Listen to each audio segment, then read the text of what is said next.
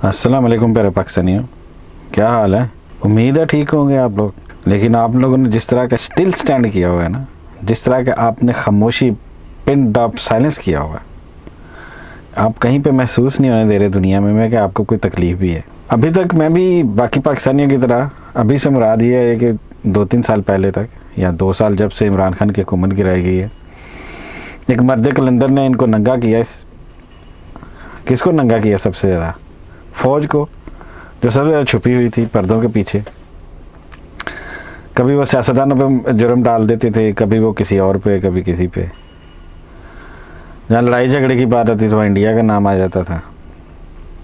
मैं अभी सोच रहा था कि कितने % पाकिस्तानी हैं जो ये सोचते होंगे या जिनको अदालतों पर यकीन होगा। मेरा तो नहीं ख्याल, मुझे तो कोई यकीन नहीं था। वहाँ पर तो यही असूल चलता था, पैसे दे तो काम करा। हर अदारे में और अदालतों में, जी सुप्रीम कोर्ट में वो काना दज्जाल आ गया किस ज़माने में, उसके बाद वो दूसरे तीसरे आते रहे, उसके बाद जनाब अब ये काजी आके बैठ गया, हरामी, जो सबसे ज़्यादा बड़ा हरामी है। और मैं ये सोचता हूँ ये इमरान खान को समझना चाहिए, बल्कि अवाम को भी समझना चाहिए कि ये जो फ़ौज है, ये फ़ौज में बैठे हुए लोग हैं, ये बैठ के सिर्फ प्लान बनाते हैं कि इतने अरसे में हमने इस तरह काबू करना है, इसके बाद ये इस बंदे ने आना है, इसको हमने डाला हुआ लाइन में, ये बड़ा अड़ियल है, फिर इसको इन सब को काना करो, इनकी वीडियो बनाओ, इनके बच्चों की इधर उधर डॉक्यूमेंट इकट्ठे करो। हर बंदा जो ऊपर आता है तकरीबन 18वें ग्रेड के बाद सब कंप्रोमाइज़ हैं। पहले मैं समझता था बैरूनी एजेंसियाँ, दूसरे मुल्कों की एजेंसियाँ ये करती हैं, लेकिन अब खुला राज कि ये सबसे ज़्यादा तो पाकिस्तान की एजेंसी करती है, ऐसे ही कर रही है, या जो भी इदारे हैं।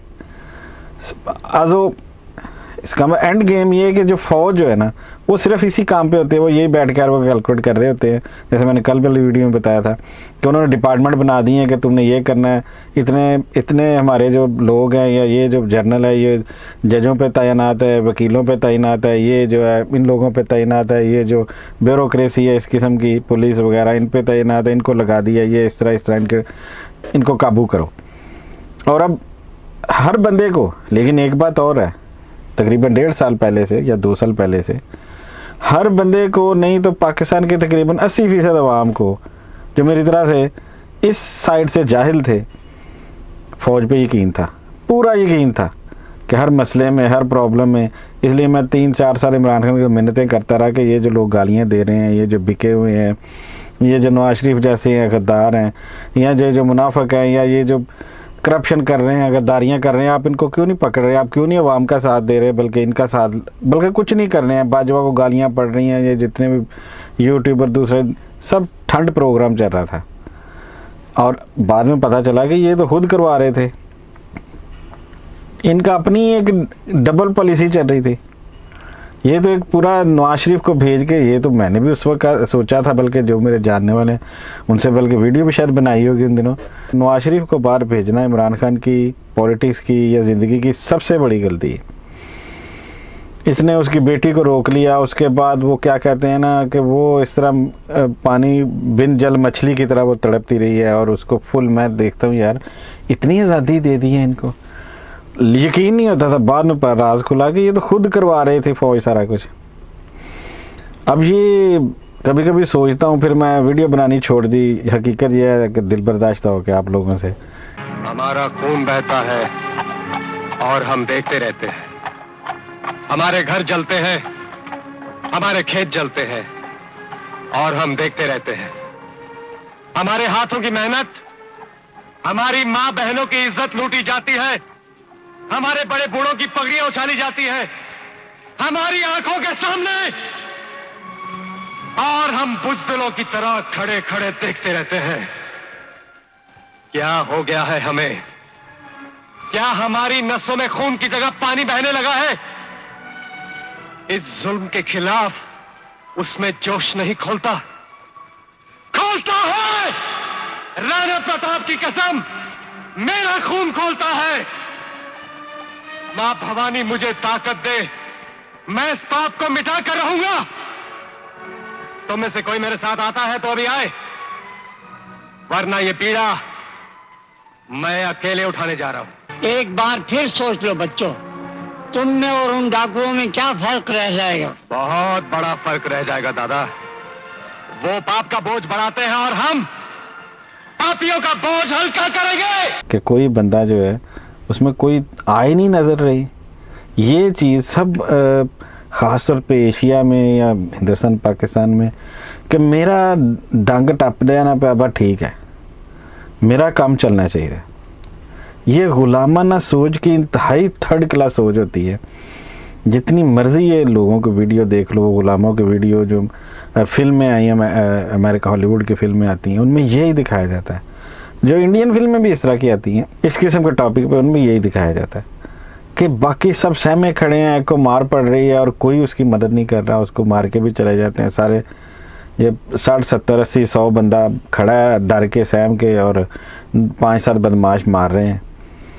ये जो है ना साइकी, ठीक है यूरोप में भी इंसान रहते हैं, ये इनमें भी खामियां हैं बहुत किस्म की, लेकिन किसी ना किसी बात पे ये लॉजिकली इकट्ठे होते आ रहे हैं शुरू से, इसलिए इनकी जान छूटी है। जंगें हुई हैं, मरे हैं इनके इस तरह के मुनाफिक, वो कुछ अरसे बाद फिर बन जाते हैं हर मुल्क कौम में।